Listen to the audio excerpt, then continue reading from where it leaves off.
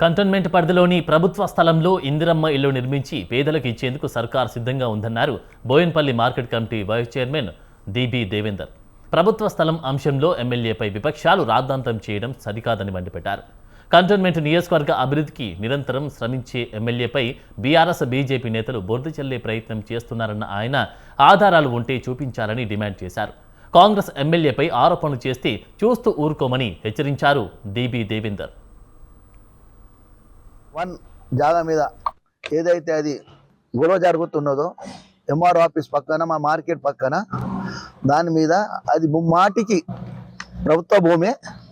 ఎందుకంటే మా ఎమ్మెల్యే గారు కూడా పోయిన సంవత్సరమే పొంగులేటి శ్రీనివాసరెడ్డి గారికి అదేవిధంగా ఈ లెటర్ ఇది సీతక్క గారికి అదేవిధంగా వేము నరేందర్ రెడ్డి గారికి దీని మీద 6,000 పట్టాలు 8 ఎకరాల జాగా ఉన్నది. 6,000 పట్టాలు పేదోళ్ళు ఉన్నారు. మేము ఎలక్షన్లో హామీ ఇచ్చినాము ప్రజలకు, మీకు ఇందిరమ్మ ఇండ్లు కట్టిస్తామని.